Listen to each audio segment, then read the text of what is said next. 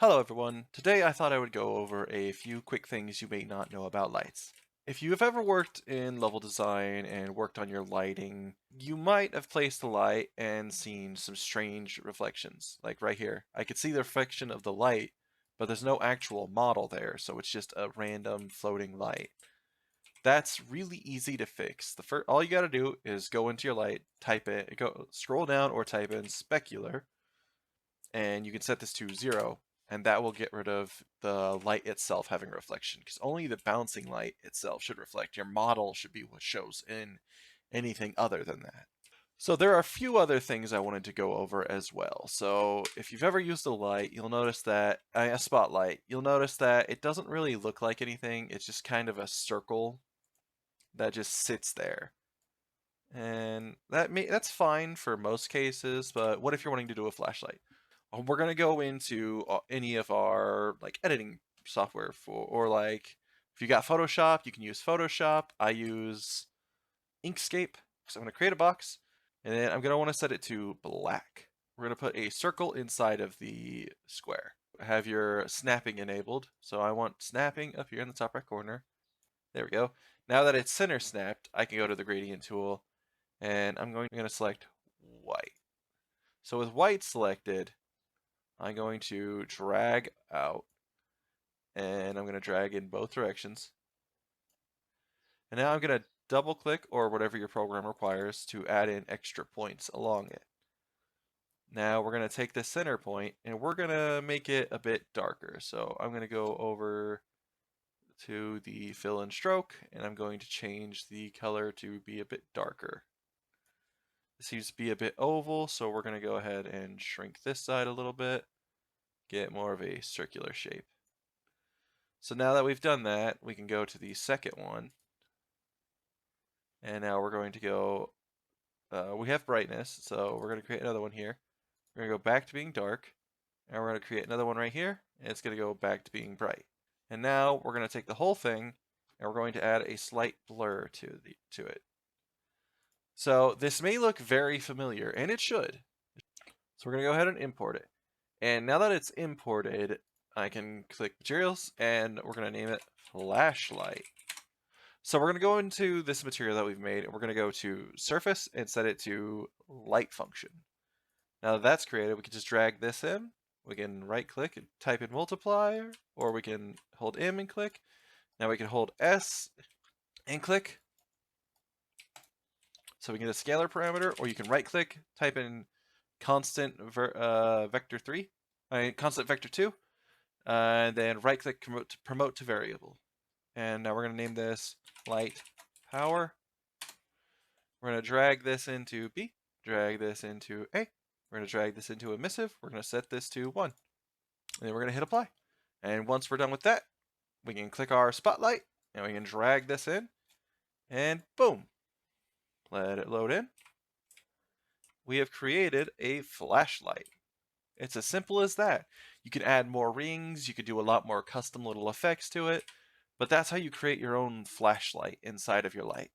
Yeah, there's a few cool things you can do with the lights. If I go in here and I go to lights, the rect light's a very important light. As you can see, it is able to create a flat light that goes straight up and straight down. And then you have these things called barn doors. So if I change the angle, I can make a floodlight. And using the floodlight, I can do a lot of different things. For example, if I have a light that comes across a very large area and I don't want to use several lights for it, I can use one single rect light. And instead of making multiple lights like I would have to do for spotlights and stuff, I can instead click this one and I can use its source width to stretch across. And now I have a single light for that massive area. And if I set it to move, I'm movable. It's now a dynamic light, so that means I can have a ton of them. Now, if I raise the source height, I can fill up an entire room with one single light. And that one light source is lighting everything. There's no extra lights in here. That's all we need, and that room's going to run great. If you have a whole ceiling full of lights, instead of dropping multiple, you could do one rect light, and it'll work incredibly well. You'll light the whole thing. It'll be fantastic. And like we said, if you tie in your angles, you can get a slight edge to it to where it comes down at an angle. So if we have an atmosphere, you may not always get the light you're wanting. So with your skylight, if you've ever heard of HDRIs, you can go ahead and go to your skylight. You can activate your SLS capture scene and change it to cube map. And here you can actually select your HDRI, and now it'll activate and go across the entire level. Warning that this will actually create reflections in your water, so you have to be careful. So if I have a very reflective floor here, you'll notice that there's buildings reflecting in the background. So it's usually good to create an HDRI in the area that you're working in, so that way it doesn't do this. You can also turn off the ability to affect ray tracing lighting. But yeah, that's some things to worry about, but it can give you some fantastic light if used properly. If you have a daylight scene, you've got these harsh shadows over your area, and you're not wanting those. You're wanting them to actually light up. There's a few things you can do. You can go and you can actually go into post-processing, create a post-processing volume, go to unbound, and now you can actually go down to your local exposure. And with your local exposure, there's a thing called shadow contrast. If you slowly turn that down, areas will light up a lot more. So if you're not wanting your game to have really harsh shadows really anywhere, you can turn down that local exposure and it'll actually weaken all the shadows in your entire project. And it actually makes things run a tiny bit better. You can go to your highlight and lower that, and now your brightness is lowered too. So everything matches together decently well. Your shadows aren't unbelievably dark. They can get back to being dark if you play around too much.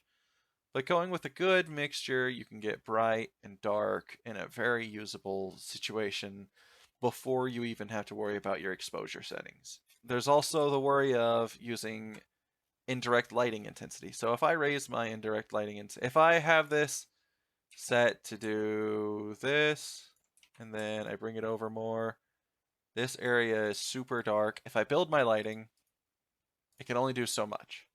All right, so you'll notice this area is still super dark, and maybe you don't want that, and you don't use the shadow settings that I showed you.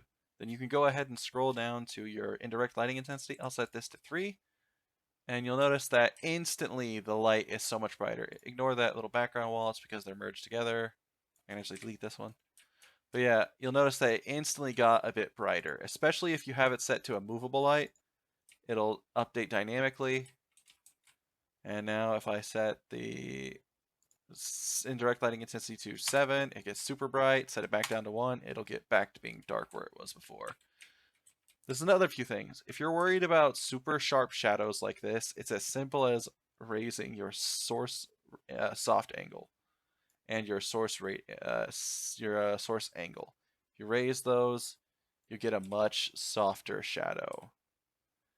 You can also scroll down and use your cascade shadow maps, which if I use this and I lower this from 4 down, it loses all of its detail, and it even misses the angle to being improper.